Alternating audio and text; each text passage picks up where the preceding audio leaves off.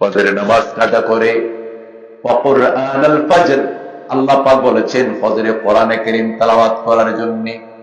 যে ব্যক্তি ফজরের নামাজই পড়ে না, সেই ব্যক্তি ফজরে কোরআন কিভাবে তেলাওয়াত করবে?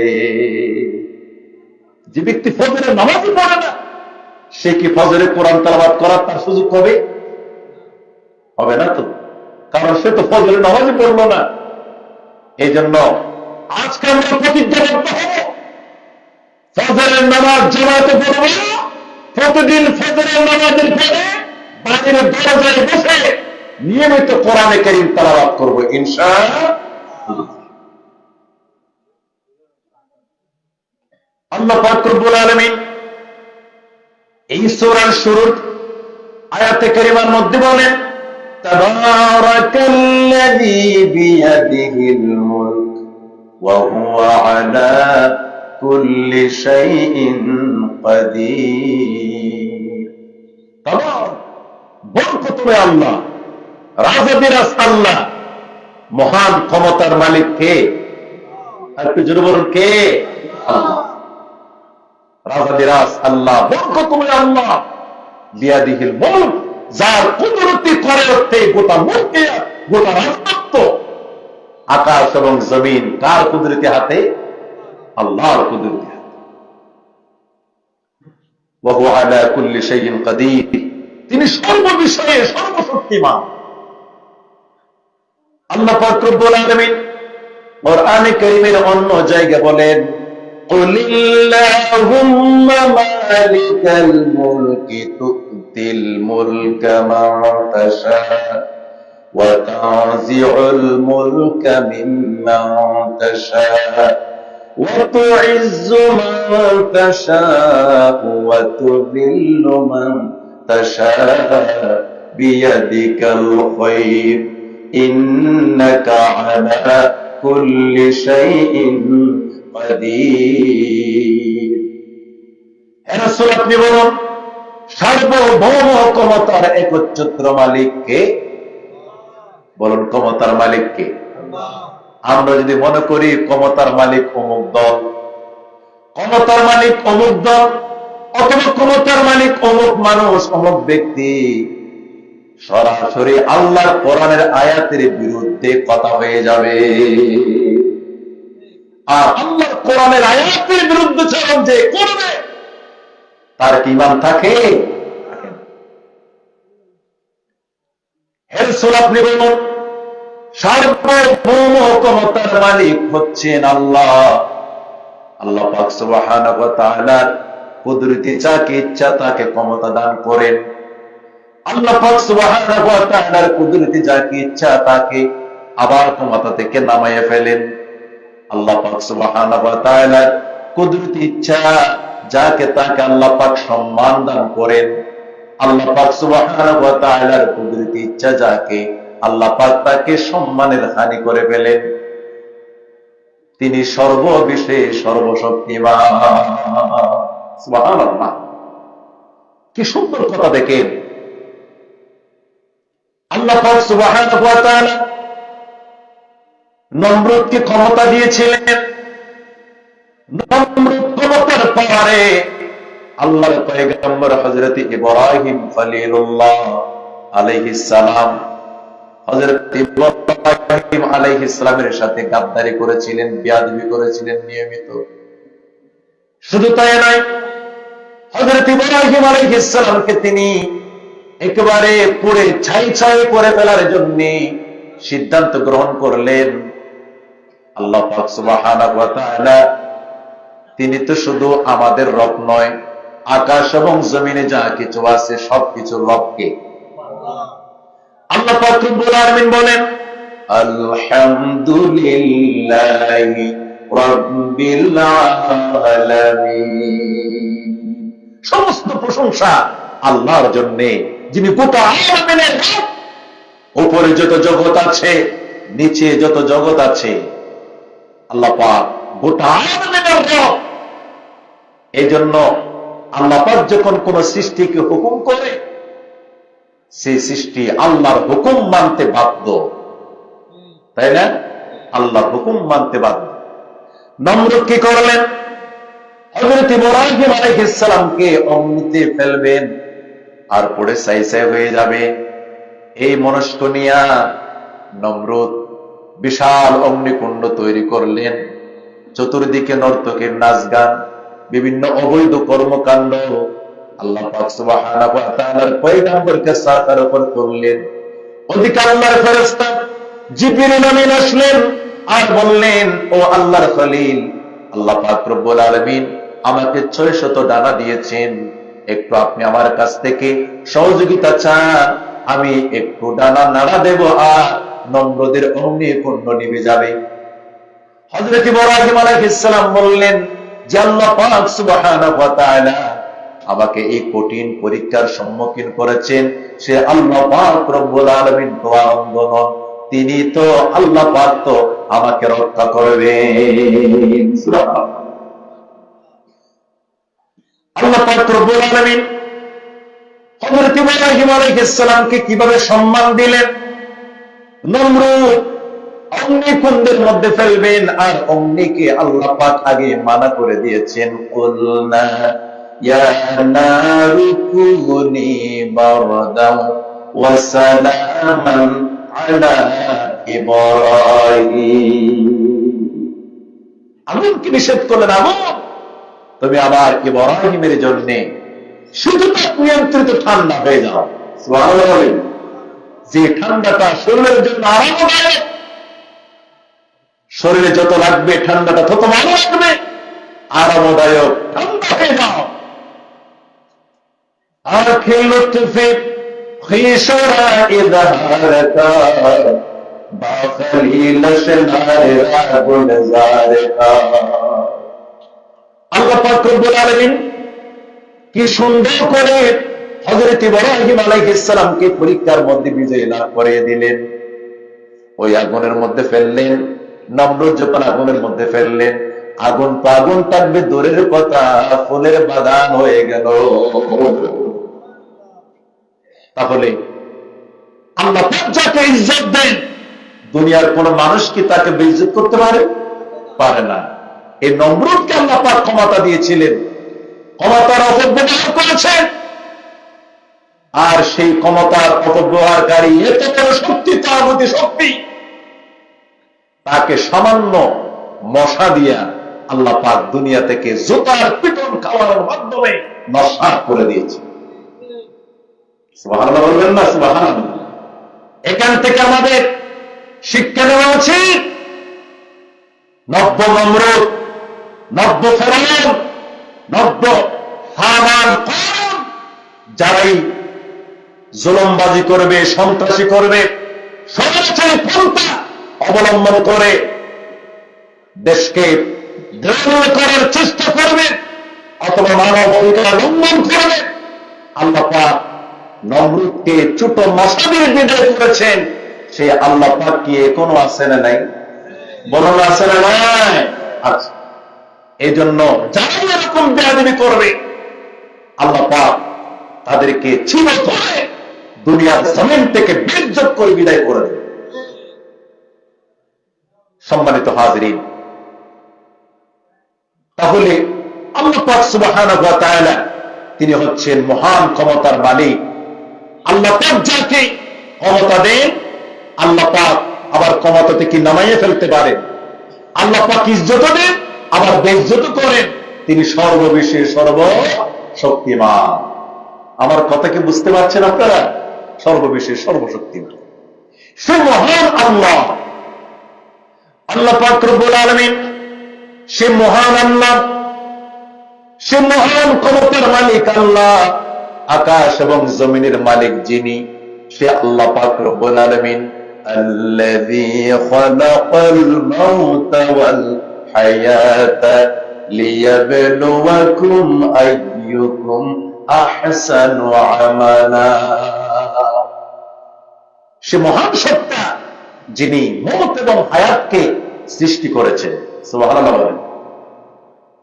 আল্লাহ পাক সুবহানাহু ওয়া তাআলা মৃত্যু সৃষ্টি করেছেন, আল্লাহ পাক রব্বুল আলামিন হায়াত সৃষ্টি করেছেন। আল্লাহ পাক আমাদেরকে জীবন দান করেছেন। দুনিয়ার কোন প্রেসিডেন্ট দিয়েছেন নাকি আল্লাহ দিয়েছেন? এক সেকেন্ড হায়াত দুনিয়ার কেউ দিতে পারবে না, কি পারবে না। দুনিয়ার কত কোটিপতি আছে, কত ধনবান ভান্ডারওয়ালা মানুষ আছে, পৃথিবী বিখ্যাত ধনী আছে, তারা তাদের ধনগুলোকে যদি এক পাল্লা দিয়ে বলা হয়, ও ডাক্তার সাহেব শুধু 1 মিনিট হায়াত বাড়াইয়া দাও, কোন ডাক্তার কোন চিকিৎসা বিজ্ঞানীকে 1 মিনিট হায়াত দিতে পারবে নাকি? পারবে না। আল্লাহ পাক সুবহানাহু ওয়া তাআলা আমাদেরকে জীবন দান করেছেন। এই জীবনটা কেন দিয়েছেন? লিয়াবলুয়াকুম আহসানু আমালা। আল্লাহ পাক পরীক্ষা করার জন্য, জাস্টিফাই করার জন্য, কে উত্তম আমল করে, আহসানু আমাল করে, এটা জাস্টিফাই করার জন্য আল্লাহ পাক সুবহানাহু ওয়া তাআলা হায়াত এবং মওত দিয়েছেন। আলহামদুলিল্লাহ বলবেন না? এখন আমরা সেই হায়াত পেয়ে এই হায়াতকে আমরা অন্যের গোলামিতে কাজে লাগাই না। বলুন তো আল্লাহ পাক আমাদেরকে কেন বানিয়েছেন? কার গোলামি? আল্লাহ পাক রব্বুল আলামিন বলেন, ওয়ামা খালাকাতুল জিন্না ওয়াল ইনসা ইল্লা লিয়াবুদুন। আল্লাহ পাক রব্বুল আলামিন মানুষ এবং জিনকে কেবলমাত্র শুধুমাত্র একমাত্র আল্লাহর গোলামির জন্য বানিয়েছে। বলুন আমরা গোলাম কার? আরো জোরে বলুন গোলাম কার? আমরা আল্লাহ ছাড়া কারো গোলাম হতে চাই না, আল্লাহ ছাড়া কারো দাসত্ব করতে চাই না, আল্লাহ ছাড়া কারো গোলামি করতে চাই না। আমরা জীবনের প্রতিটি বাঁকে বাঁকে, প্রতিটি মুহূর্তে আমরা গোলাম থাকবো আমার মাওলা। আল্লাহ পাক গোলামির জন্য আমাদেরকে বানিয়েছে। এই গোলামি আমরা কিভাবে করব? আহসানু আমালা হওয়ার জন্য পূর্ব শর্ত কি? আহসানু আমালা, আপনার কাজ উত্তম কাজ হওয়ার জন্য, আপনার ইবাদত উত্তম ইবাদত হওয়ার জন্য শর্ত হচ্ছে 3টা। তাফসীরে জালালাইন সাক্ষী। 1 নাম্বার ইখলাস। 1 নাম্বার কি? ইখলাস। 1 নাম্বার ইখলাস। 2 নাম্বার হচ্ছে যে কোনো কাজ আমরা করি না কেন আকলের অনুকূলে কাজ করতে হবে। আর 3 নাম্বার দুনিয়া বিমুখ হতে হবে। দুনিয়া বিমুখ, দুনিয়া নিয়ে মাতোয়ারা হয়ে যাবে না। তাহলে 1 নাম্বার ইখলাস, 2 নাম্বার আকল, 3 নাম্বার দুনিয়া বিমুখ। এই 3টি মহান সত্যের অনুকূলে যদি আমাদের ইবাদতকে সজ্জিত করতে পারি, তাহলে আমাদের আমল হবে আহসানু আমালা। সুবহানাল্লাহ। সুবহানাল্লাহ। এখন তো মোবাইলে অ্যাপস আছে, যাদের মোবাইলে অ্যাপস আছে সেখানে আপনারা ডাউনলোড করে তাফসীরে জালালাইন শরীফ, এর মধ্যে আপনারা এই কথাগুলো পাবেন। ইখলাস, আকল এবং দুনিয়া বিমুখ, এই 3টি মহান সত্যের অনুকূলে যদি আপনার আমার জীবনটা আমাদের উত্তম ইবাদত, আমাদের আমল হবে আহসানু আমালা। সুবহানাল্লাহ। আর অন্যান্য তাফসীরের মধ্যে আছে, জীবনের প্রতিটি অঙ্গনকে যদি রাসূল করিম সাল্লাল্লাহু আলাইহি ওয়াসাল্লামের আদর্শে সেটিং করতে পারি, তাহলে পরে সেটাই হয়ে যাবে আহসানু আমালা। আর কেউ কেউ বলেছেন, জীবনের একেবারে জীবনের প্রতিটি অঙ্গনে যদি রাসূল করিম সাল্লাল্লাহু আলাইহি ওয়াসাল্লামের আদর্শ, সাহাবায়ে কেরামদের আদর্শ, তাবেঈনদের আদর্শ, এদের আদর্শের অনুকূলে যদি জীবনটাকে সাজাতে পারি, তাহলে সেটাই হয়ে যাবে আহসানু আমালা। আল্লাহু আকবার। আল্লাহ। সম্মানিত হাজিরিন, 1 নম্বর ইখলাস। 1 নম্বর কি? ইখলাস, একনিষ্ঠতা, একাগ্রচিত্ততা। আমরা যেই কাজ করি না কেন ইখলাস থাকতে হবে। ওয়ামা উমিরু ইল্লা লিয়া'বুদুল্লাহা মুখলিসিনা লাহুদ্দীন। আল্লাহু আকবার। একনিষ্ঠতার সহিত আমাদেরকে দিন পালন করতে হবে। বুখারী মুসলিম শরীফের হাদিসের মধ্যে রয়েছে, হযরত ওমর ইবনে খাত্তাব রাদিয়াল্লাহু তাআলা আনহু বলেন, রাসূল করিম সাল্লাল্লাহু আলাইহি ওয়াসাল্লাম হতে বলতে শুনেছি, তিনজন যুবকের কথা। তারা কোথাও সফরে যাচ্ছিলেন, যেতে যেতে অনেক দূর গেলেন। তারা যাওয়ার পরে হঠাৎ করে বৃষ্টি বাদলের কারণে তাদের যাত্রা পথে প্রতিবন্ধকতা হয়ে যায়। তারা একটা গর্তের ভিতরে ঢুকে যায়। গর্তের ভিতরে ঢোকার পরে উপর থেকে একটা পাথর এসে গর্তটা একেবারে বন্ধ হয়ে গেল, গর্তের মুখটা বন্ধ হয়ে গেল। ওই তিনজন যুবক তারা একেবারে ভীষণ মুসিবতের মধ্যে পড়ে গেল। যেহেতু সামনে গর্তের মধ্যে যে পাথরটা এসেছে, এটা তারা তিনজনে নাড়া করতে পারবে না। এটা অসংখ্য অগণিত মানুষ লাগবে এটা নড়াচড়া করতে। তারা বিপদে পড়ে গেল। আর বনের ভিতরে পাহাড়িয়া জায়গায় এত মানুষ তো কখনো ডাক মারলে আসবে না, আর ডাক দিলেও আওয়াজ তো বাইরে যাবে না। এর সাথে বড় বিপদ আর আছে নাকি? গর্তের ভিতরে ঢোকার পরে একটা পাথর এসে গর্তের মুখটা আটকে গেল। মনে করেন আমরা তিনজন একটা গর্তের ভিতরে ঢুকলাম, সামনে একটা বড় পাথর এসে মুখটা আটকে গেল। সেই পাথরটা একেবারে সরানোর জন্য 100 জন মানুষ দরকার। এমন বড় পাথর যদি গর্তের মুখে আটকে যায়, এর সাথে বড় মুসিবত আর হতে পারে? ওই তিনজন যুবক এরকম মুসিবতের মধ্যে পড়ে গেলেন। তিনজন পরামর্শ করলেন, কি করতে পারি বন্ধু বলো? একজন বললেন, ও বন্ধুরে শোনো শোনো, কার জীবনে কি নেক আমল আছে ইখলাসের সহিত করেছে, এরকম নেক আমল দিয়ে চলো আমরা আল্লাহর দরবারে দোয়া করি। এই বিশাল পাথর আল্লাহ ছাড়া দুনিয়ার কেউ সরাতে পারবে না। এই পাথর একমাত্র আল্লাহই সরাতে পারবে। আর নেক আমলের উসিলা দিয়ে যদি দোয়া করি, আল্লাহ পাক চাইলে তো কবুল করবেন। আল্লাহ পাক সুবহানাহু ওয়া তাআলা কত সুন্দর করে বলেন, ইয়া আইয়ুহাল্লাযীনা আমানু তাকুল্লাহা ওয়াবতাগু ইলাইহিল ওয়াসিলা ওয়াজাহিদু ফি সাবিলিহি লাআল্লাকুম তুফলিহুন। হে ইমানদারগণ, আল্লাহকে ভয় করো। ওয়াবতাগু ইলাইহিল ওয়াসিলা, আই আমল সালেহ, নেক আমল করো, নেক আমল করো।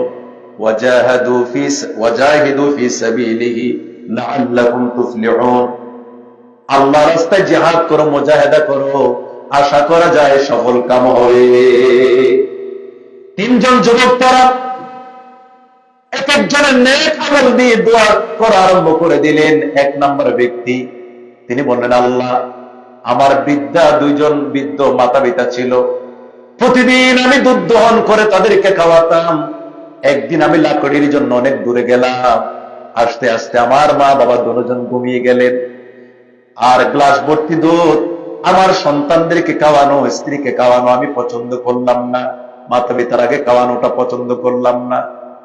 আমার আব্বা আম্মা যেখানে শুয়ে যায় সেখানে আমি গ্লাস হাতে দুধ নিয়ে দাঁড়িয়ে রইলাম, সারা রাত আমি দাঁড়িয়ে রইলাম।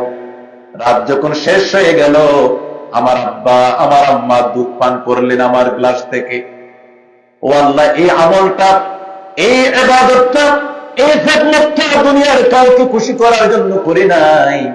এই মাতা পিতার প্রতি শ্রদ্ধা, ভালোবাসা, খেদমত একমাত্র তোমাকে খুশি করার জন্য করেছিলাম। আল্লাহ আল্লাহ আমার এই ইখলাসপূর্ণ ইবাদত যদি তুমি কবুল করে থাকো, তাহলে সেই ইবাদতের উসিলায় এই পাথরটা একটু সরাইয়া দাও। দোয়া করলেন, আলহামদুলিল্লাহ পাথরটা একটু নাড়া দিলেন, একটু সরলেন। কিন্তু এমন স্বর্ণ বের হওয়া যাবে না, বের হওয়া যাবে না।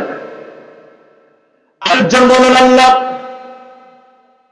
আমার একটা জীবন এমন আমল করেছি মওলা, যে আমলটা একমাত্র তোমাকে খুশির জন্য করেছিলাম, খুশি করার জন্য।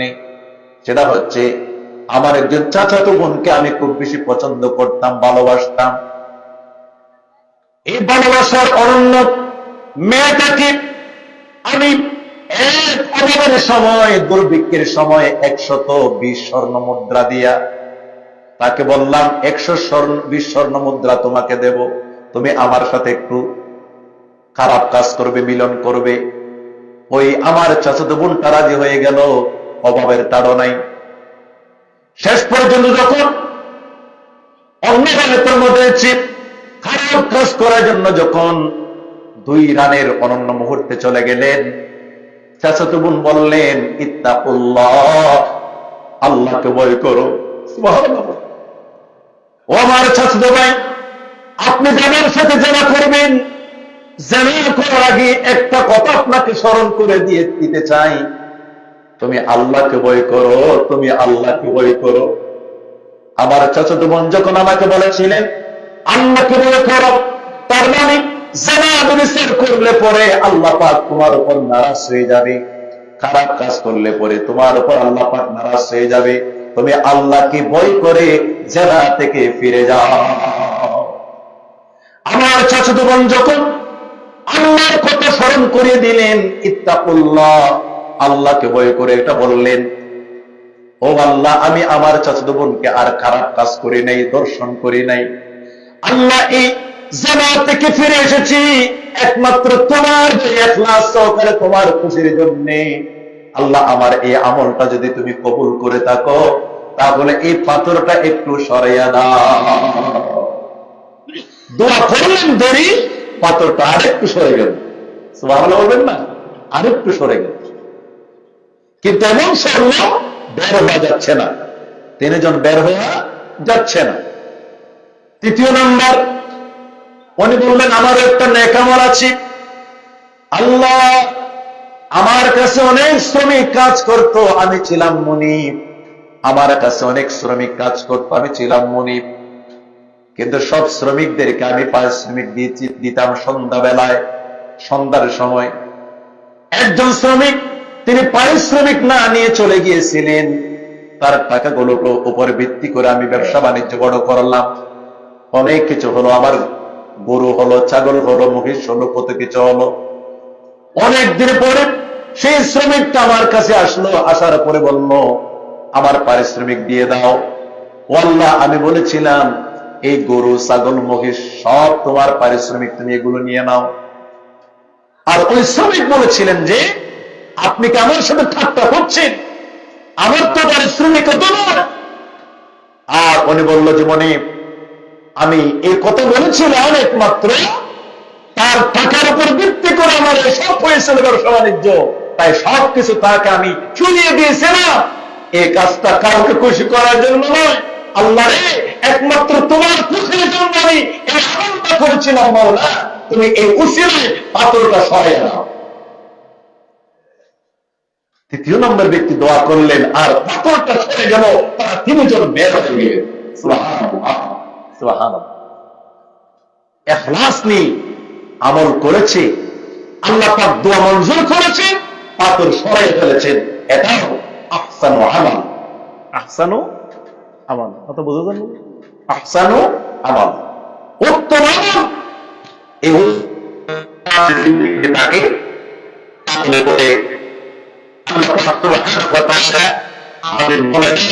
আমাদের দোয়া কবুল হবে, আমাদের দোয়া আল্লাহর দরবারে কবুল হোক, এটা কি আমরা চাই না? অবশ্যই চাই আমরা। একটু আপনারা জিকির করুন, লা ইলাহা ইল্লাল্লাহ, লা ইলাহা, জোরে সুবহানাল্লাহ ওয়ালহামদুলিল্লাহ, ইল্লাল্লাহ, সুবহানাল্লাহ ওয়ালহামদুলিল্লাহ। আল্লাহ নামের তাসবিহ আমার আকুল বিকুল প্রাণে আনে সারা একুল সারা আনে সারা একুল সারা আল্লাহ আল্লাহ আল্লাহ আল্লাহ আল্লাহ আল্লাহ আল্লাহ আল্লাহ আল্লাহ আল্লাহ আল্লাহ আল্লাহ আল্লাহ আল্লাহ সুবহানাল্লাহ ইল্লাল্লাহ সুবহানাল্লাহ ওয়ালহামদুলিল্লাহ জপে ওই নামে হযরত মত হলেন শাসক বিশ্বজয়ী জপে ওই নামে হযরত খালিদ সিপাহ সালার দিকে বিজয়ী জপে ওই নাম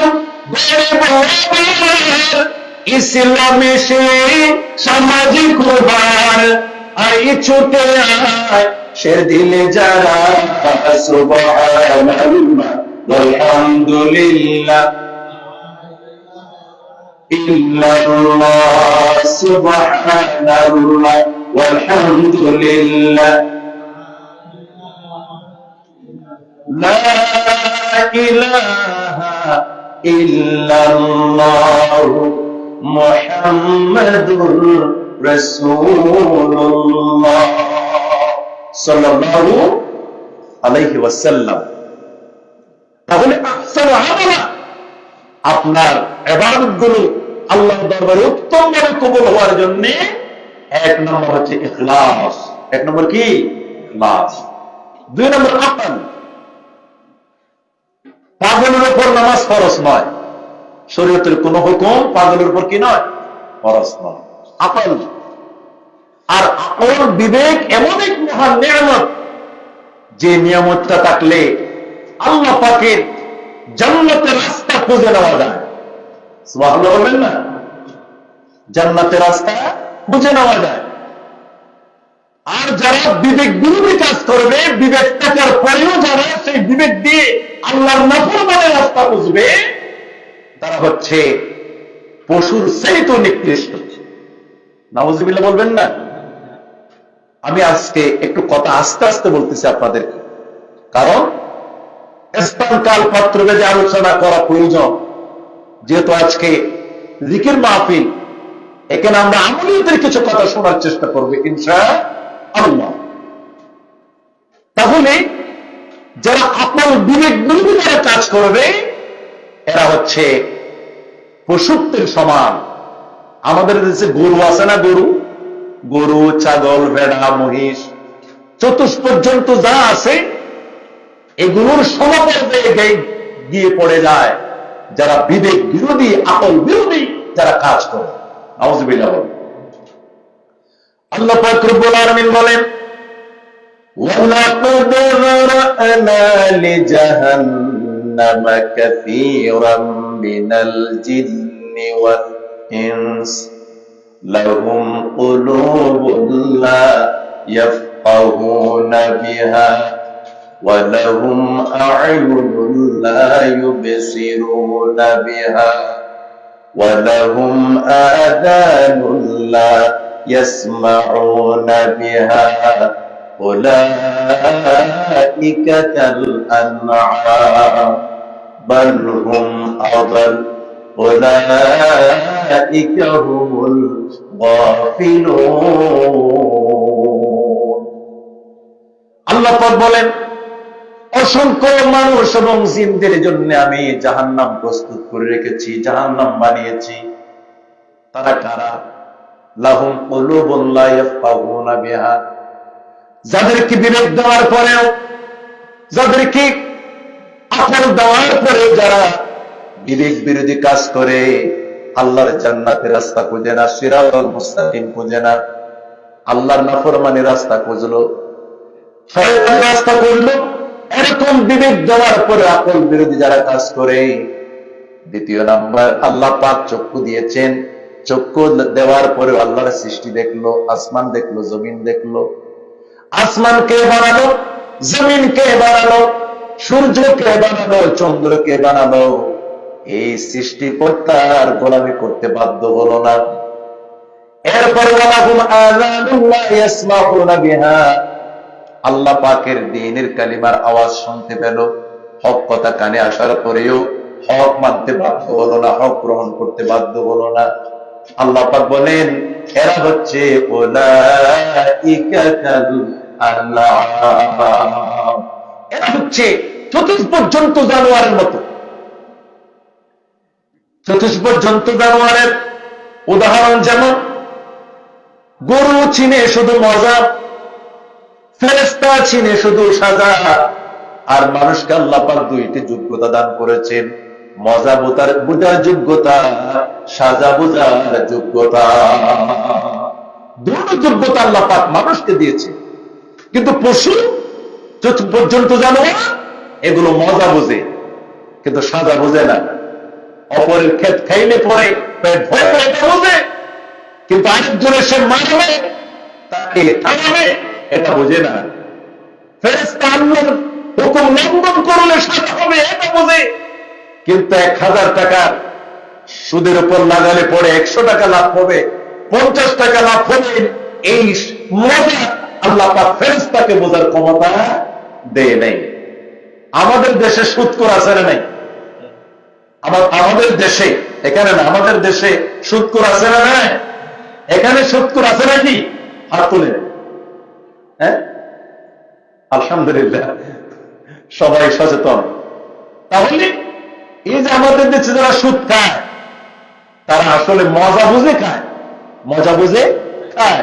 কারো সুদের উপর টাকা লাগালে, মনে করেন 1 লক্ষ টাকা লাগালে মাসের পরে 5,000 টাকা আসতেছে, 2 লক্ষ টাকা লাগালে মাসের পরে আপনার 10,000 টাকা আসতেছে, 3 লক্ষ টাকা লাগালে 15,000 টাকা আসতেছে।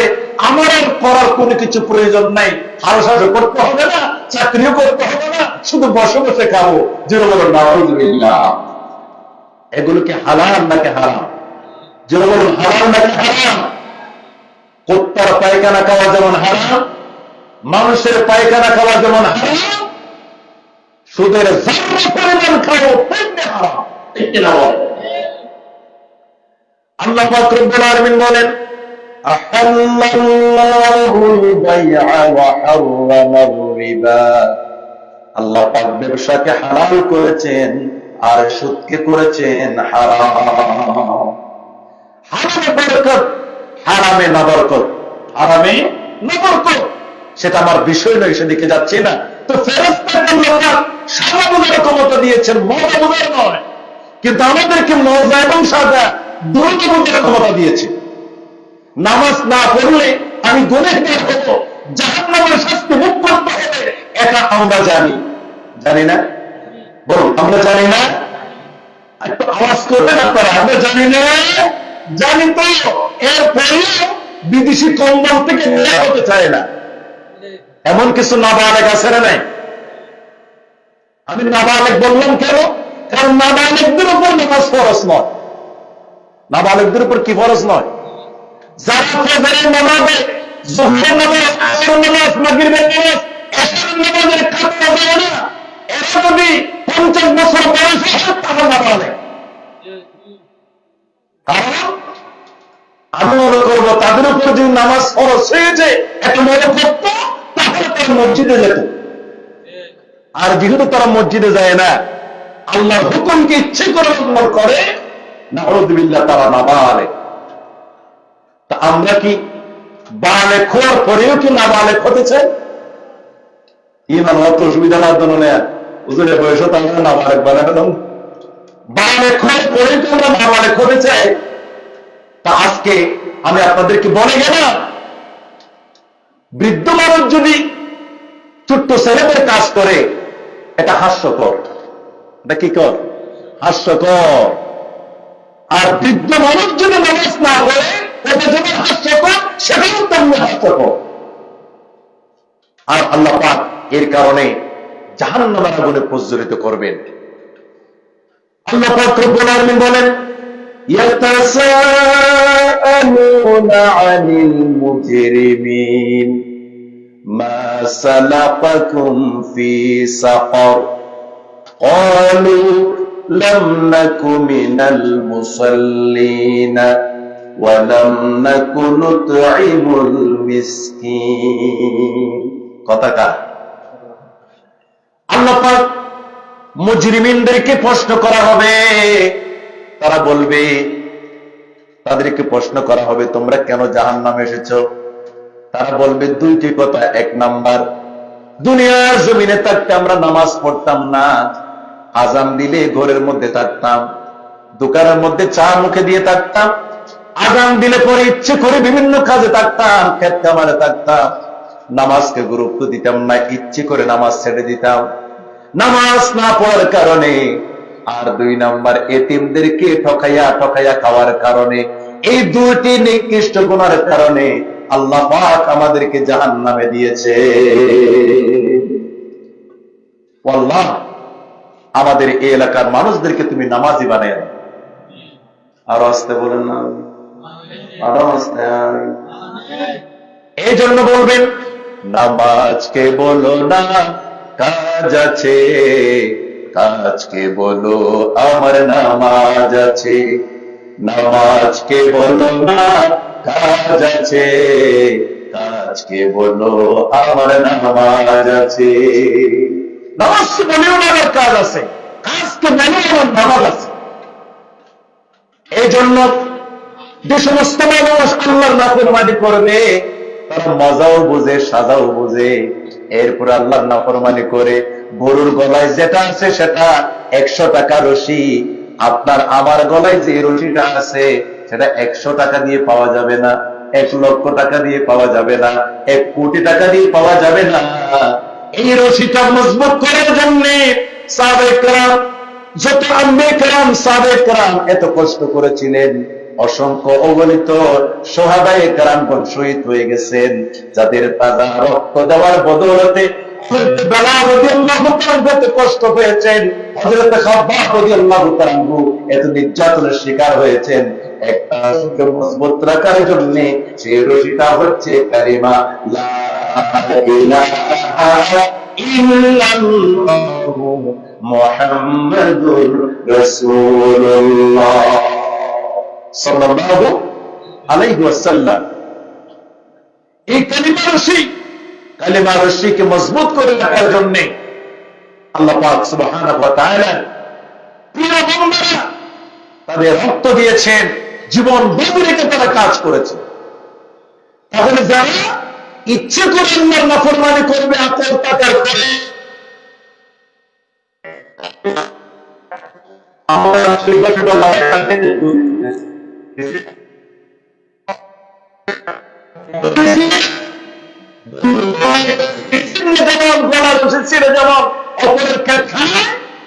একজন ইমানদারের যখন কালিমা রশি ছিঁড়ে যায়, সে মুনাফিক হতে পারে, ফাসিক হয়ে যায়, নাস্তিক হয়ে যায়, মুরতাদ হয়ে যায়, আল্লাহর নাফরমান বান্দা হয়ে যায়। তাহলে 2 নম্বর সবক হচ্ছে, আমরা কি রশিসিরা হতে চাই নাকি রশিওয়ালা হতে চাই? রশিওয়ালা। যারা শরীয়তের বিধিবিধানকে লঙ্ঘন করে চলবে তারা হচ্ছে কালিমা রশিসিরা। সম্মানিত হাজিরিন, তাহলে আহসানু আমালায় নিজের আমলকে ইবাদতকে রূপান্তরিত করার জন্য দ্বিতীয় নাম্বার যে মহান শর্ত, সেটা হচ্ছে আকল কেন্দ্র করে কাজ করতে হবে, আমল করতে হবে, বিবেক খাটিয়ে। 3 নাম্বার, দুনিয়া বিমুখ হতে হবে। আর দুনিয়া মাজরাতুল আখিরাহ, দুনিয়া হচ্ছে আখিরাতের ক্ষেত, শস্য ক্ষেত, আখিরাতের ক্ষেত। এই দুনিয়ার ক্ষেত যদি আমরা ভালো করতে না পারি তাহলে ফসল পাবো না। দুনিয়ার ক্ষেত বলতে কি, ব্যক্তিগত জীবন, পারিবারিক জীবন, সমাজ জীবন, রাষ্ট্রীয় জীবন, জীবনের প্রতিটি অঙ্গনে যদি আল্লাহর গোলাম হতে না পারি, রাসূলের আদর্শ মানতে না পারি, তাহলে ফসল পাবো না আখিরাতে। আখিরাতে ফসল হিসেবে বদলা পাবো জাহান্নামের আগুন।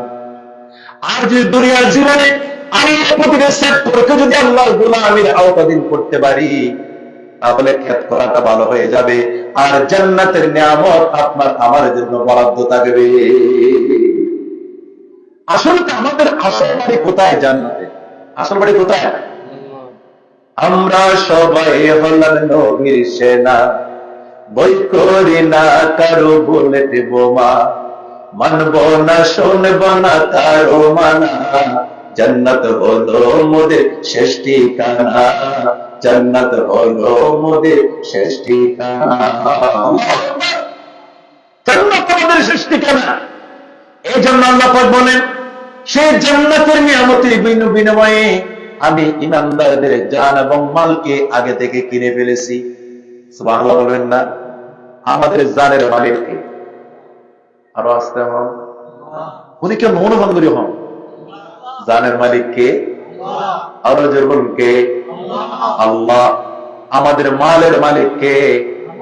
আল্লাহ পাক কোরআনে বলেন, ইমানদারের জান এবং মাল আমি কিনে ফেলেছি। এর সাথে সুন্দর, এর সাথে ভালো মেসেজ আমাদের জন্য আর কিছু হতে পারে না। দুনিয়ার কোন সিটিংকে আমরা বিক্রি করে নাই, দুনিয়ার কোন মহারাজাকে আমরা বিক্রি করে নাই, দুনিয়ার কোন দ্বন্দ্বের বিনিময়ে জান আর মাল বিক্রি করেনি। আমার আল্লাহ পাক ওয়াদা দিয়েছেন যে ইমানদারের জান এবং মাল এত বেশি দামি, আমি জান্নাতের নিয়ামতের বিনিময়ে কিনে ফেলেছি। মুখের কথা নয়, দলিল আছে, দলিল নেবে।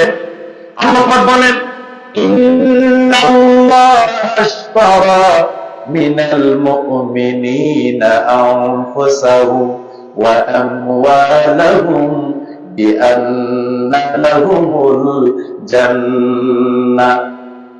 নিশ্চয় আল্লাহ পাক রব্বুল আলামিন ইমানদারদের জান এবং মাল, আল্লাহ পাক বলেন, আমি আল্লাহ খরিদ করে নিয়েছি, কিনে ফেলেছি। বিনিময়ে আল্লাহ পাক রব্বুল আলামিন জান্নাত দেওয়ার ওয়াদা করেছে। জান্নাতের নিয়ামতের বদৌলতে আল্লাহ পাক ইমানদারদের জান এবং মাল কিনে ফেলেছেন। আলহামদুলিল্লাহ। তাফসীর কার করে রেখে এর দ্বারা বোঝা যায় জান্নাতে যত নিয়ামত আছে, নিয়ামতের সাইয়া ইমানদারদের জান এবং মাল লাগে কার কাছে? আল্লাহর কাছে।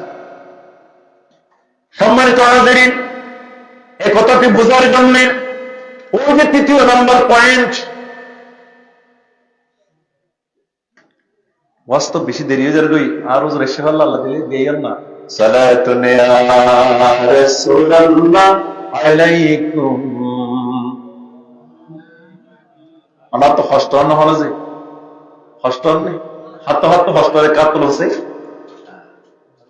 তাহলে তৃতীয় নম্বর পয়েন্ট, দুনিয়া বিমুখ হতে হবে। এই দুনিয়া বিমুখতা আরেকটা পরিচয় আপনাদেরকে তুলে ধরি। নবীজির জামানায় একজন ছিলেন খাঁটি ইমানদার, আরেকজন ছিলেন নকল ইমানদার। খাঁটি ইমানদার, আরেকজন নকল ইমানদার। নকল ইমানদারের বাড়ির বিথার মধ্যে একটা খেজুর গাছ, খেজুর গাছটা একটু লম্বা, অগ্রগত্যা খাঁটি ইমানদারের উপর পড়ল। নকল ইমানদার এর খেজুর গাছটা আগে নিয়ে খাঁটি ইমানদারের বিরোধী দিচ্ছে। তুলে খেজুর দোয়া গজল ফাঁকি লাগিল, এখন জুড়ি ধরিয়ারে খাঁটি ইমানদারের উহার উদ্দি পড়ে। তারপরে তারা দোয়া মানুষজন আসছে, উনারা এরা হয় বড় খুশি হয়, মজার খেজুর। এবং নকল ইমানদার 30 জন হয়। আর গাছ আগে নিয়ে হচ্ছে বলি খেজুরের জল করে ধরে বলে যাবে, এগুলি তেরো পয় না হাজারা ইন্দিলা তো হত উঠতে পারে। সুতরাং খেজুর যদি ফেরা বেশি দেয় 50 টাকা পাইও, 100 টাকা পাইও, সুতরাং ইয়েন দিলে উঠতে পারে। সহ্য নয় এন্দিলে অভ্যাস আর তো আছে না, আছে না নাই? ইতার বিরাট গাছ আরে কোন এসে বলি এটা হত হত হত হত কি নাই নেই মানুষ বলি আম গাছের দিন তারা কোন আছে এন্দিলে খুব মারা হয় না আরাম দেশ ইতার আম গাছের দেন আর কোনো তখন হলে কিন্তু খবর আছে তার একজন সিরাই সভাপতি ইন এখন কি চলিব নহলার চলিব নহলার তার নসিনে দিন ওয়ার্ড সভাপতি আর যখন দিন ওয়ার্ড সভাপতি নাম দিয়ে রে মানুষের দিন আসনের দাম ধরে রে ইতার এখন কপ আছে না নেই যেমন কপ আছে না আচ্ছা তুমি অপরজনের সহ্য করতে না পারা এটা মুনাফিকে হাসল মুনাফিকে হাসল এটা কোরআনে কারীমের আয়াতে কারিমার একটা শানুল নজুল আমি আপনাদের সামনে বলছি যে তখন ইমানদারের মধ্যে হরদিন উঠতে পারে এই যে খেজুর জুড়ি ভরার দোল আর ফেলে গেলে আর দিবানা বলবো ওনা বেশি রে কিছু পেয়া হইবে তারপরে হইলিয়া তোমার ফোনে খেজুর হাত না থাকে কেন যে দূর খেজুর করিব ওর ফেলে ফেলে আর আজ এত দিবানা হইব ন দিলে আই কিন্তু বিচার দিও তারপরে পুরো হয় না হেঁটে ফেলে বললে আর নভাব জুম পরে হয়নি 3 বজে তো ফেলে বললে আর নভাব তো তুই প্রকৃতি বান্ধারও করতে পারি পরে ঠিক আছে ফয়না হেঁটালায় আর কেন্দ্রীয় অনরে দিও নখন দুনিয়ার রসুলদের রাজবি বললেন ইয়া রাসূলুল্লাহ ইয়া হাবিবাল্লাহ আসসালাতু ওয়াসসালামু আলাইকা ইয়া রাসূলুল্লাহ ইয়া হাবিবাল্লাহ আমি আপনার দরবারে একটি বিচার আসছি রাসূল বললেন কি বিচার ইয়া রাসূলুল্লাহ আর ঘর দাওয়াত দি অনর ইমানদার হইব মুখর ঘর আয় ইমানদার আয় অনর আশেক ও আশেক আয় ইমানদার ও ইমানদার কিন্তু আর খেজুর গাছ লাগেন নাই ইতারা বিড়ার বুদ্ধি বুঝিল তল্লায় খেজুর জোর জুরি জুরি পরে এখন ইতারা পয়নে হাগালায় ইয়া রাসূলুল্লাহ অনর ঘর আর নদে ওই তারা হাইবালায় ইয়া রাসূলুল্লাহ অনর দরবার মাঝে বিচার দিদাই সে দে খেজুর পরে দে এখন যেন আই ফাই পরে দে এখন যেন আই ফাই পয়নে যেন না হয় তা আল্লাহ রাসূল হয় এক পদ্ধতিতে বিচার করত তবে বিচার আগতে নসিহত দিত হদে ই বলবে ইমানদার তুইও ইমানদার ই বল মুসলমান তুইও মুসলমান আর মুসলিম আখুল মুসলিম একজন মুসলমানের একজন মুসলমান ভাই তুই যদি তোমার মুসলমান ভাইয়ের ক্ষমা করে দেব আল্লাহ পাক তোমার গুনাহ তো ক্ষমা করে দিবে সুবহানাল্লাহ আর তোমার মুসলমান ভাইয়ের যে বেদুর হয় এর বিদুরতা বদলে আল্লাহ পাক শত শত হেজর তোমার জান্নাত মজা হবে নহল ইমানদার উপর দুজোর হাত তো জান্নাত মজা হতে আর আল্লাহ হেজর দিবে কিন্তু বাকি কি বাকি কিন্তু আর ভাগ্যের আসে নবসারি দিতা তার মানে বেশিলে তো কিছু টিয়া ভাই আমি তো নগদ চাই তার দেশ মজা দিলা না আল্লাহর গোলামি ধরে কোন মনে করেন দুনিয়ার জায়গা সম্পত্তি কিন্তু নগদ এই জায়গা সম্পত্তির RSBS ডিআরএল গুরুত্ব দিতে হবে নামাজ পড়বে এই নামাজ পড়লে তো সব দিব দিনটা বাকি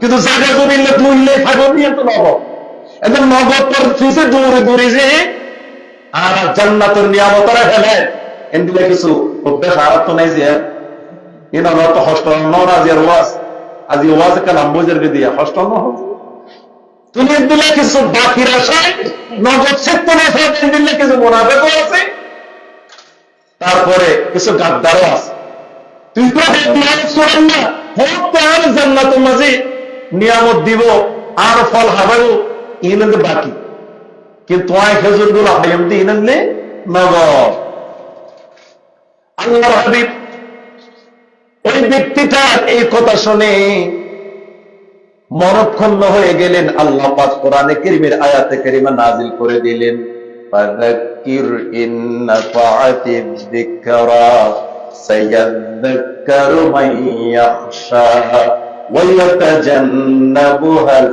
আশকা আল্লাযী ইয়াসলান নারাল কুবরা ثم لا يموت فيها ولا يحيا قد أفلح من تزكى وذكر اسم ربه فصلى بل تؤثرون الحياة الدنيا والآخرة خير وأبقى إن هذا لفي الصحف الأولى صحف إبراهيم وموسى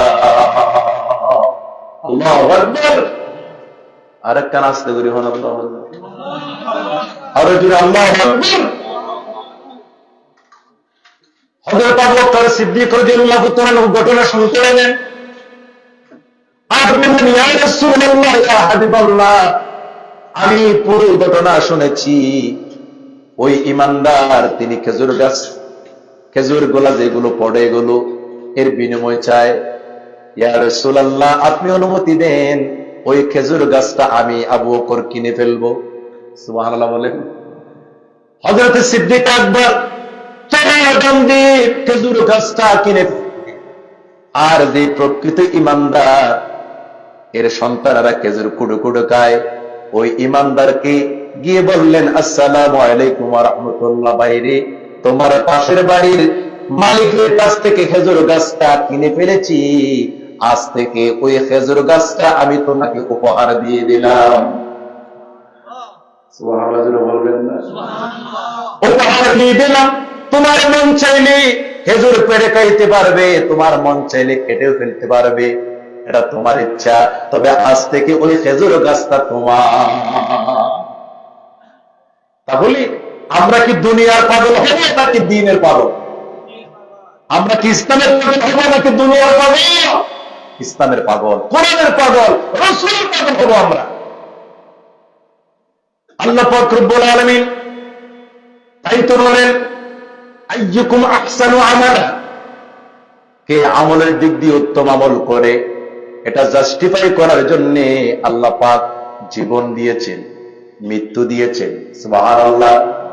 আর 1 নম্বর ইখলাস, 2 নম্বর আকল, 3 নম্বর দুনিয়া বিমুখ হওয়া, 4 নম্বর রাসূল করিম সাল্লাল্লাহু আলাইহি ওয়াসাল্লামের আদর্শকে অন্য তাফসীর কারকরে লিখেছেন জীবনের প্রতিটি সেক্টরে সেটিং করা। এই বিষয়গুলো সামনে রেখে যদি আমরা আমল করি, আল্লাহর গোলামি করি, আর সেটা হয়ে যাবে আহসানু আমালা। আহসানু আমালা। সম্মানিত হাজিরিন, এই পৃথিবীর জমিনে আমরা কেউ থাকবো না, সবাই আমরা চলে যাব। এই দুনিয়াটা থাকার জায়গা নয়, এটা যাওয়ার জায়গা। পৃথিবী আমার আসল ঠিকানা নয়, মরণে কি দিন মুছে দেবে সকলই রঙিন পরিচয়। পৃথিবী আমার আসল ঠিকানা নয়, এই পৃথিবী আমার আসল ঠিকানা নয়, মরণ একদিন মুছে দেবে সকল রঙিন পরিচয়। এই পৃথিবীতে আমরা কত চাকচক্য নিয়ে ব্যস্ত আছি, নিজের বাড়িটাকে সুন্দর করার পেছনে কত লক্ষ কোটি টাকা খরচ করি, নিজের জীবনটাকে সেটেল করার জন্য সরকারি চাকরির পিছনে দৌড়াদৌড়ি করি, কত কিছু আমরা করি।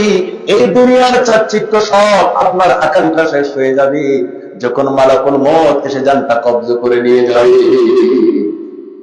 পৃথিবী আসল ঠিকানা নয়। আমরা যেখানে থাকি না কেন, মৃত্যু আমাদেরকে অবশ্যই পাকড়াও করবে, এই বিষয়টা আমাদের আছে না নাই?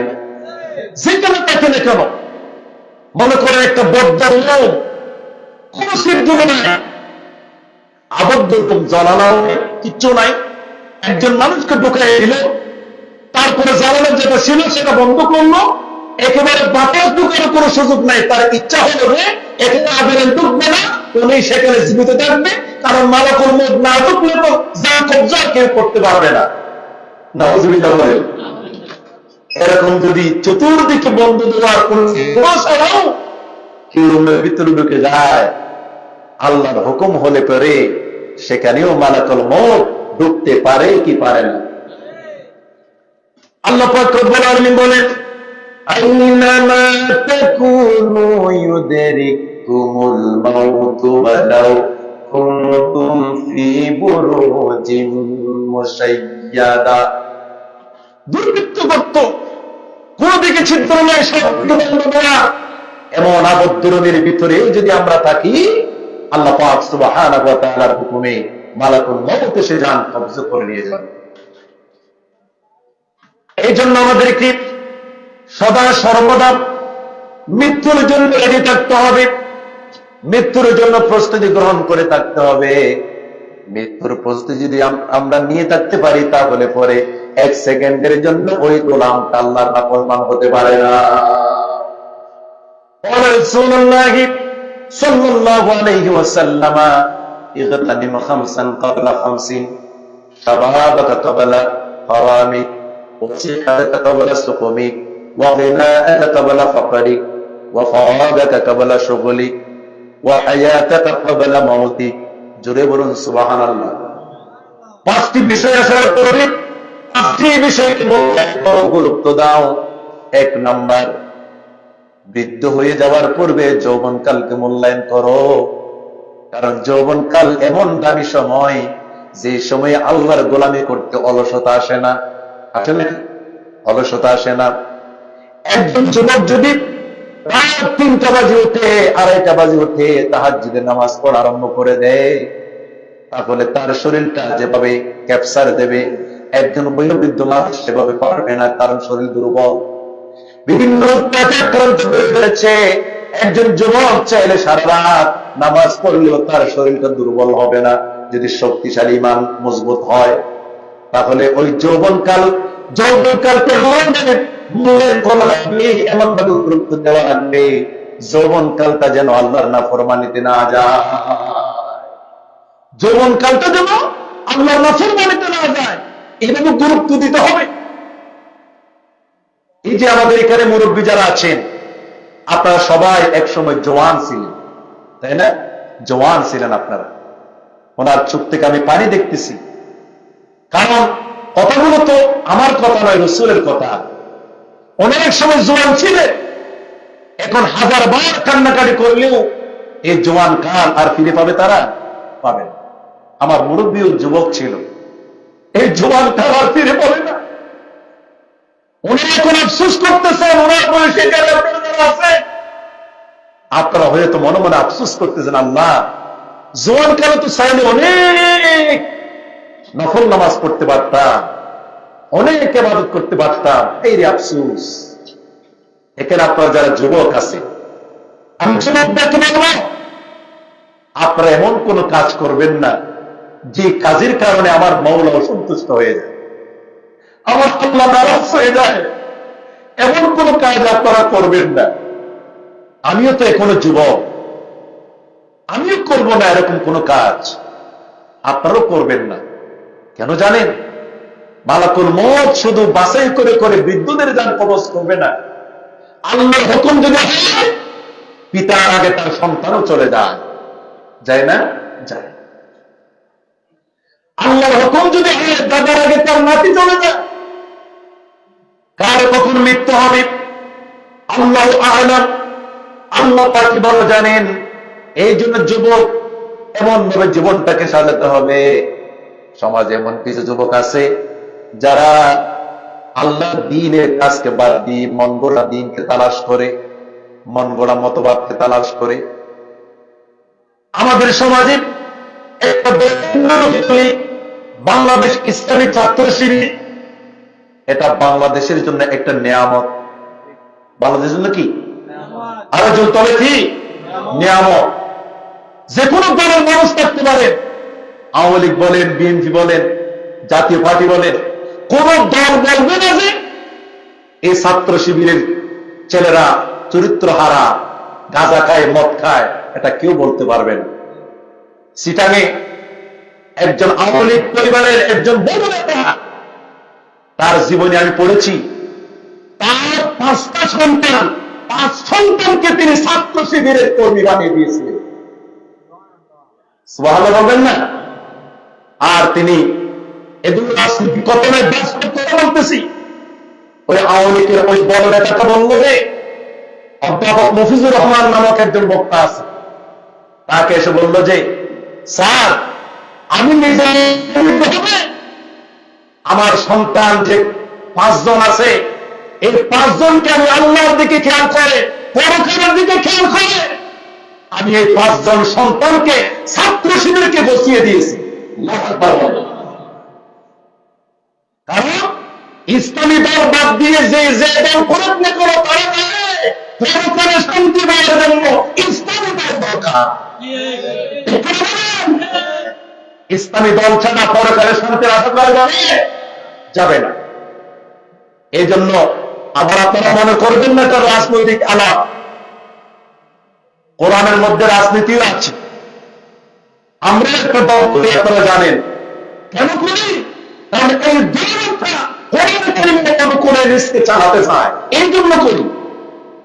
আর এই দল সে যদি আরো সুন্দর কোন দলটাকে ইসলামী আজকে যদি খবর পায় সেটা চলে যাবে ইনশাআল্লাহ, বলেন ইনশাআল্লাহ।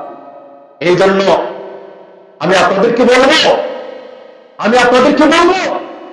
আমি কোন দলের নাম উল্লেখ করে বলবো না, আপনাদেরকে অনুরোধ করবে এমন একটা দল করবেন যে দলের কারণে আপনি দুনিয়াতেও শান্তি পাবেন, আখেরাতেও শান্তি পাবেন।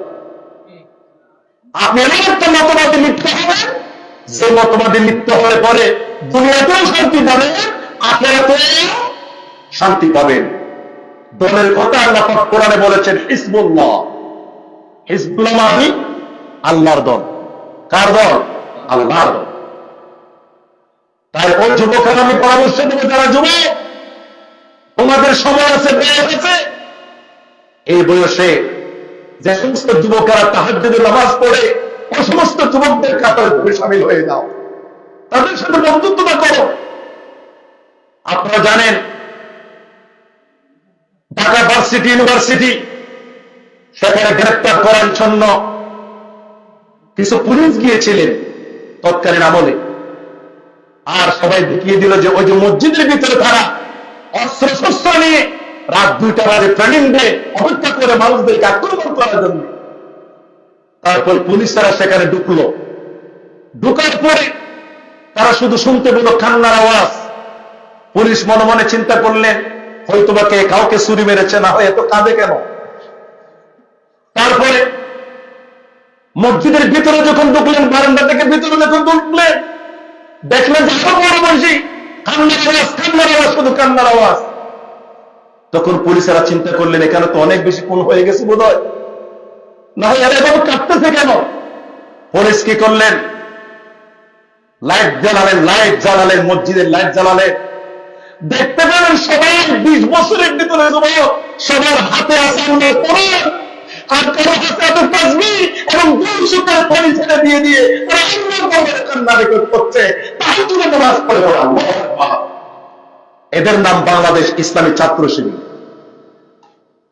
আমি আজকে রাজনৈতিক আলাপ করছি না, আলোচনা করছি।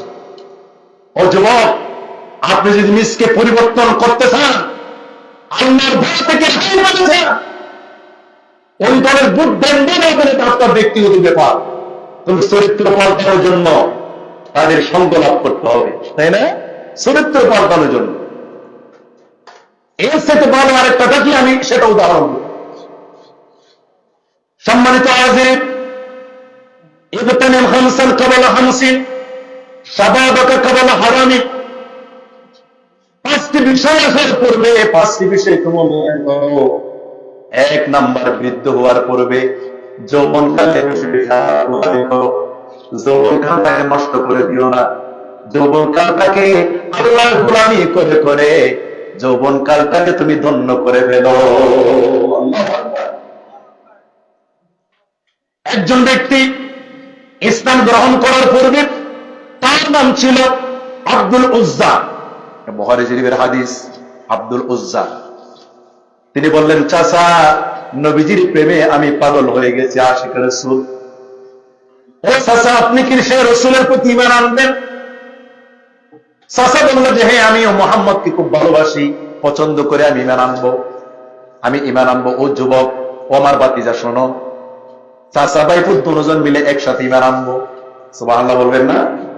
চাচা ভাই দুজনে মিলে মুহাম্মদের হাত রাখি ঈমান আনবো। একটা অপেক্ষা করো। অপেক্ষা করতে করতে একদিন আল্লাহর হাবিব মক্কা থেকে মদিনায় হিজরত করলেন।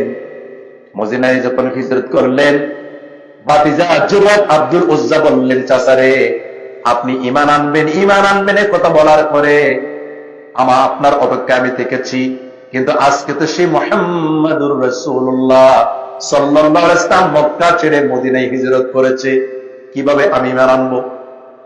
চাচা বললেন যে তোমার যদি ঈমান আনতে খুব বেশি মন চায় তাহলে তুমি চলে যাও। নাউযুবিল্লাহ বলবেন না, তুমি চলে যাও, আমি ঈমান আনবো না। বাতিজা বলল যে, যুবক বলল যে চাচা একথা আপনি বলতে পেরেছেন, তবে আপনার অপেক্ষায় আমি এতদিন ঈমান আনি নাই। অবশ্যই আমি এতদিন রাসূলের দরবারে গিয়ে ঈমান আনে মুসলমান হয়ে যাব। চাচা বললেন, তুমি যদি ঈমান আনে মুসলমান হয়ে যাবে, তোমার ধন দৌলত তুমি কিছু নিতে পারবা না, এগুলো আমার সব দিয়ে দাও। বললেন যে নিয়ে নাও, অসুবিধা নাই, কালিমার বিনিময়ে আমি আপনাকে দিয়ে দিলাম, কোনো দরকার নাই। বললো যে তোমার পরনে যে কাপড়গুলো আছে এগুলো তো আমার কিনা কাপড়, তুমি এগুলো দিয়ে দাও। কাপড় খুলে দিলেন। সুবহানাল্লাহ বলবেন না? আব্দুল উজ্জা যুবক, যুবক। তারপর বললেন তোমার পরনে যে লুঙ্গিটা আছে লুঙ্গিটাও কোনো হয়ে যাও, তুমি যেহেতু ঈমান আনবে, তুমি আমার সাথে, তোমার সাথে কোনো সম্পর্ক নাই, আমি কিন্তু ঈমান আনবো না। এভাবে ঝাড়া মেরে কথা বলে বললো যে লুঙ্গিটা খুলে দাও, লুঙ্গিও খুলে দিলেন। লজ্জাস্থানকে হাত দিয়ে দৌড়ে মায়ের কাছে গেলেন, মা আমি রাসূলুল্লাহর প্রেমে আসক্ত হয়ে গেছি, ইসলামের জন্য পাগল হয়ে গেছি, মা আমাকে একটা ফাটাছেড়া কম্বল থাকলে দেন আপনি, আমার লজ্জাস্থানটা আবৃত করে আমি নবীজির দরবারে চলে যাব, আমি মুসলমান হয়ে যাব। এভাবে মা একটা পাটা কম্বল দিলেন। সেই পাটা কম্বলটা নিয়ে লজ্জাস্থান দেখে তিনি চলে গেলেন সুদূর মদিনায় নবীজির দরবারে। রাত গভীর। আসসালাতু ওয়াসসালামু আলাইকা ইয়া রাসূলুল্লাহ সালাম দিলেন। রাসূল তাজ্জব হয়ে গেলেন, কি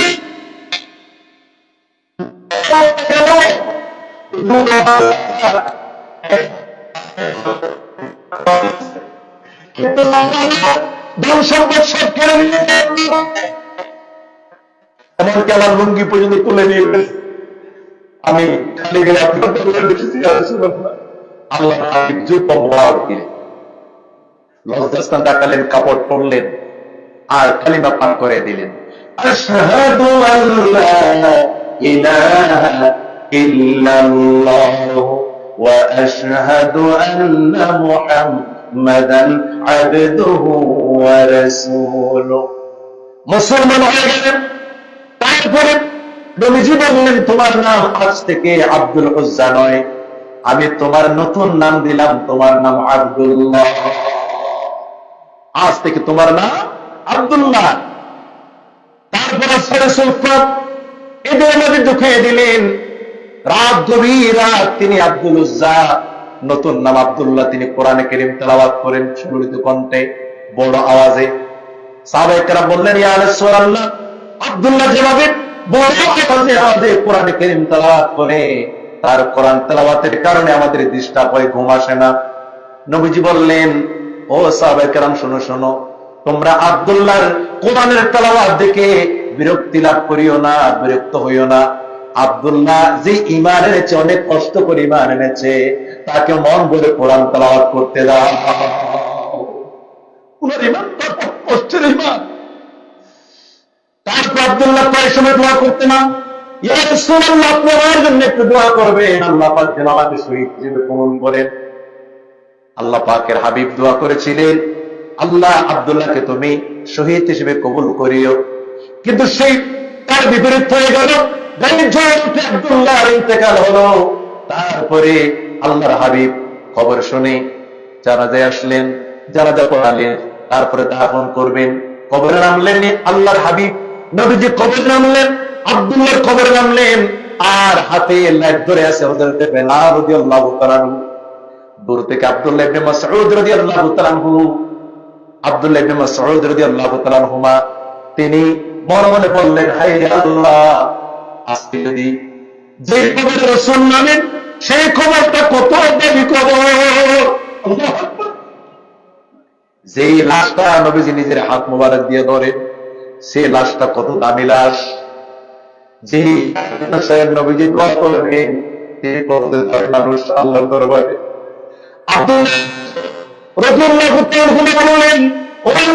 আজকের লাশটা যদি আব্দুল্লাহ না হয়ে আমি মাসউদ হতাম, আমি আব্দুল্লাহ ইবনে মাসউদ হতাম, তাহলে কতই না খুশি হতাম রে আল্লাহ। আল্লাহর হাবিব কবরের মধ্যে নেমে আব্দুল্লাহর লাশটাকে দাফন করে দিলেন, চেহারাকে হানে কাবা করে দিলেন। তারপর দাফন কাজ শেষ হয়ে গেল। নবীজি আল্লাহর দরবারে দোয়া করলেন, রব্বুল আলামিন, সারাদিন আমি এই আব্দুল্লাহর উপর খুশি ছিলাম, ও আকাশের মালিক জমিনের মালিক আল্লাহ, তুমি নিজেও আব্দুল্লাহর উপর খুশি হয়ে যাও। সুবহানাল্লাহ। আস্তে আস্তে, আরো আস্তে আস্তে, সুবহানাল্লাহ, আরো জোরে বলো সুবহানাল্লাহ। সুবহানাল্লাহ বেশি মহঙ্গ কি? বেশি মহঙ্গ কি? সুবহানাল্লাহ। তাহলে উনিও যুবক, আমরাও যুবক, তাই না? কিন্তু আমাদের সমাজে কিছু যুবক আছে এমন, আমি মাহফিল থেকে যখন বাড়িতে যাই অনেক সময় রাত 1টার পর হয়ে যায়, আমাদের রাস্তার পাশেও কিছু যুবক বসে থাকে। আমাদের কখনো তারা এভাবে সালামও দেয় নাই অথবা ধরার চেষ্টা করে নাই, তবে আমি দেখেছি, বারবার আমি দেখি, এই 2-3 দিন আগেও আমি দেখেছি আমার বাড়ির রাস্তা দিয়ে যে যুবকেরা যায়, তাকে এদেরকে আমি অনেককে চিনি, আমি অনেককে চিনি না, তবে রাস্তার পাশেই তারা বসে থাকে। রাত 1টা বাজে, এমনকি তোমার দরকারি কাজ, আর 1টা বাজে রাস্তার পাশে তুমি বসে থাকো। আমি বলবো, ও যুবক, তোমার বাড়ি সাহেবী ইউনিয়নের বাইরে নয়। আমি সাবধান করবো, তোমার ভিতরে যদি আল্লাহর ভয় থাকে, তোমার ভিতরে যদি কোরআনের ভালোবাসা থাকে, আজ থেকে একটার পর রাস্তার ডান রাস্তা ছেড়ে দাও, আল্লাহর গুলাম হয়ে তাহাজ্জুদের নামাজ পড়ো সেই টাইমে। আল্লাহ কবুল করা যাবে। ও যুবক, তোমার চরিত্র তো নষ্ট কেন? মাগরিবের নামাজের পরে, এশারের নামাজের পরে বাড়ির বের হওয়া যাবে না প্রয়োজনীয় কাজ ছাড়া, চিকিৎসা ছাড়া। 20 বছরের ভিতরে যদি কোনো যুবক এরকম বের হয়, এশারের পরে বাড়ি থেকে মাতা পিতার অজান্তে বের হয়, আপনারা মাতা পিতা যারা আছেন, আপনাদেরকে চেক দিতে হবে। আপনার সন্তান রাত্রে যে বের হয়, ভালো কাজে বের হয় না, খারাপ কাজে বের হয়। হয়তো জুয়া খেলতে বের হয়, না হয় জিনা করতে বের হয়। তাহলে গার্ডিয়ানকে সতর্ক হতে হবে, ইনশাআল্লাহ। বলেন নাকি গার্ডিয়ানও 14 নম্বরে গিয়ে, 16 নম্বরে গিয়ে দিলাম হলো, আর একে 14 নম্বরে হলো যে, ইনশাআল্লাহ ইনশাআল্লাহ ইনশাআল্লাহ। আর জন্য গাই রাজি হইতো না ওরি সালাতুন